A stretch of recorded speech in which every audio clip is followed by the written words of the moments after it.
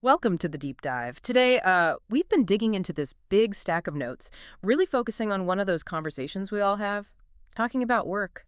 It seems simple, but getting it right, that's tricky. It really is. And, what the sources show is that it's less about the job itself and more about having a framework, a good structure.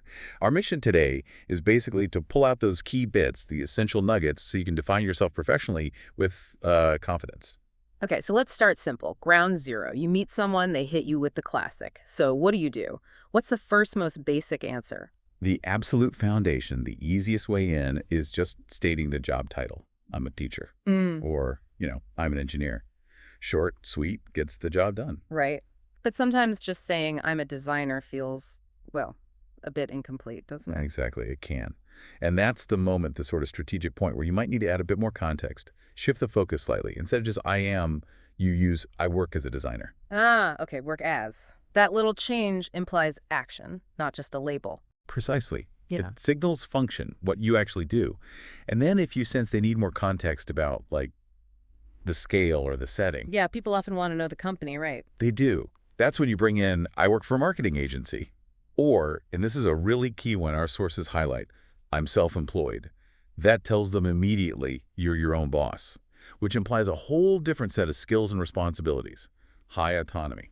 Okay, let's unpack that a bit more. Moving from the title, the status, to what you actually do, how do we talk about responsibilities without just listing boring tasks? Right. Nobody wants the laundry list. The trick is to synthesize. Focus on the purpose or the main outcome of your work. So instead of I answer emails, maybe it's I manage social media presence or I help customers solve their problems every day. It's about the contribution. I like that, outcome focused. So for a teacher, instead of I plan lessons, it might be more like, Exactly. It could be my main task is to make learning English engaging and, fun for students. See?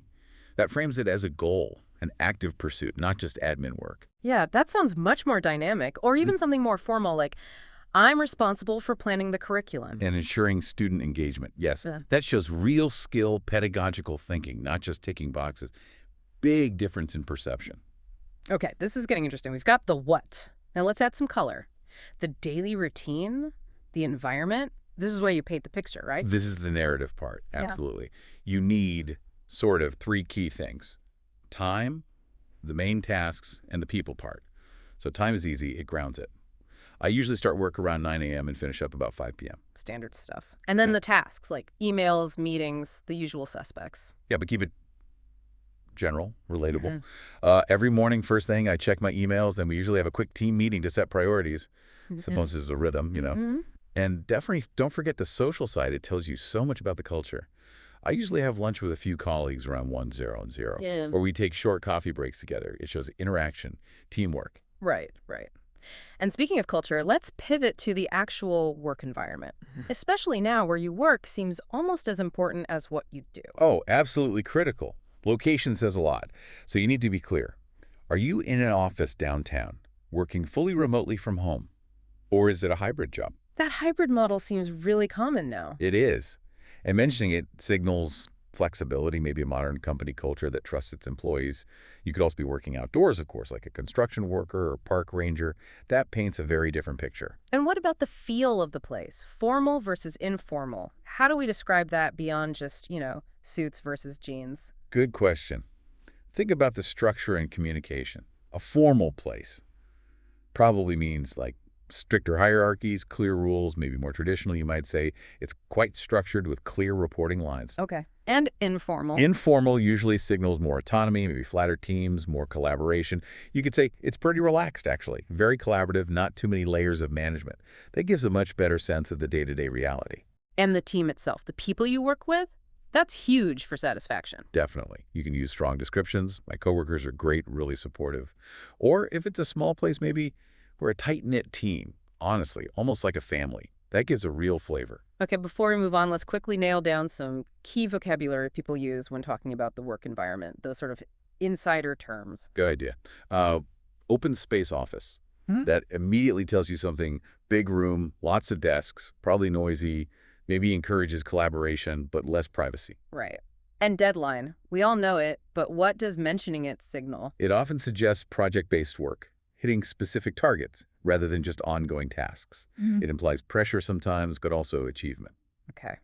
We know boss, coworker, or colleague. What about client versus customer? Subtle, but important. Client often implies a longer-term, perhaps more strategic relationship, common in service industries. Customer can be more transactional. And then there's flexible hours. The big one. Yeah, that's a massive perk, but it's more than that. It signals trust, autonomy, focus on results, not just clock watching. Mentioning that says a lot about the company culture. And team, of course, fundamental. Got it. Okay, so we have the what, the where, the when. Now for the really personal bit. Job satisfaction, the why. Why are you actually doing this job? Right, the why. This needs a mix of honesty and professionalism. When you talk about enjoying it, pinpoint the reason. Not just, I like it, but why? I love my job because it's really creative, Right. or it's challenging, I get to solve new problems. Highlighting challenging is good implies growth. Exactly, it shows you're engaged. But let's be real, every job has downsides. How do you talk about those without sounding negative? Yeah, you don't want to sound like you're just complaining. The key is framing. Talk about what you enjoy least, maybe as a necessary trade-off. Well, the administrative side can pull me away from the design work sometimes. Or dealing with really difficult customer situations takes a lot of patience. That's probably the hardest part. It shows self-awareness, not negativity. Okay. And what if you're actually looking to leave? Maybe you want better pay or a shorter commute. How do you phrase that strategically? You frame it positively, about growth or future goals, not negatively about the current job. I'm looking for a new opportunity where I can take on more responsibility. Or I'm seeking a role that offers a better work-life balance, perhaps closer to home. Always forward-looking. That makes sense. And I think one really useful phrase our sources mention is that kind of balanced statement, acknowledging the tough parts, but also the good stuff. Oh, definitely. That's a really mature way to put it. Like, Uh-huh. my job can be pretty stressful with deadlines sometimes, but honestly, I love the team I work with, and the projects themselves are really rewarding. It shows perspective. Okay, let's briefly look back. Hmm. How does talking about our past work history fit into this? Is it important for framing the present? Oh, absolutely. Your past explains how you got here. You want to show a path, progression. Like, I started out in a small startup, which taught me to be really adaptable, and now I'm applying that in a larger international team, Yeah. focusing more on strategic planning. So it's not just listing jobs, it's showing the journey. Exactly. And focus on the skills you learned, the transferable value. Don't just say, I was a cashier. Say, in that role, I learned a ton about customer service and handling tricky situations quickly. That validates your current abilities. Right, connecting the dots. Okay, looking forward now. The future. How do we talk about career goals and aspirations without sounding, I don't know, unrealistic? Focus on direction and growth. Be specific but grounded. Instead of just, I want to be successful, maybe my goal is to become a recognized expert in my field within the next 5 years. Or I'd ultimately like to run my own consulting business full-time. And showing you're actively working towards it, that growth mindset. Crucial. You connect your aspirations to skill development. To reach that management level, I know I need to improve my public speaking skills, so I'm actually taking a course. Or I'm currently studying digital marketing trends because that's key for where I want to go next. Makes it sound intentional, not just wishful thinking. And what about the big picture, the ultimate dream job? Share it. If it's genuine, it shows passion. Maybe it's not a job title, but a way of working. Honestly, my dream is to combine my tech skills with travel, maybe working remotely while exploring different cultures. That's inspiring. Okay, amazing. We've built this whole toolkit for talking about ourselves, but conversation flows both ways. What are the best questions to ask someone else about their work to keep things moving and actually learn something? Right. Can't just monologue. Right. After the basic, what do you do? Mm-hmm. You need follow-ups that show real interest. So not just asking about the title again? No. Ask about their experience. A simple, direct one is often best. Do you enjoy your job? Or maybe slightly softer.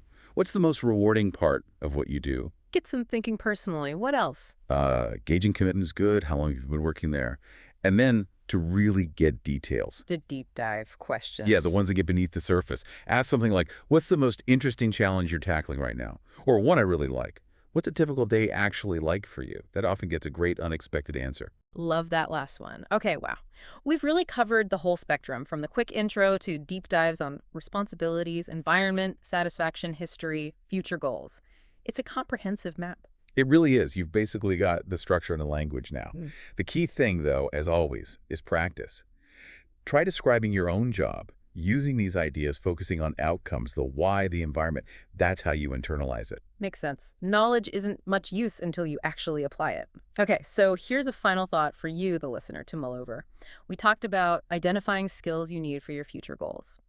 If you had to pick just one small, concrete step, something you could do this week, maybe just 30 minutes, to start acquiring a skill that moves you towards your ultimate professional dream, what would that one step be? Yeah, something concrete turns wishing into doing. Definitely something to think about. Absolutely. Well, thank you for joining us for this deep dive into mastering the work conversation. We'll catch you next time.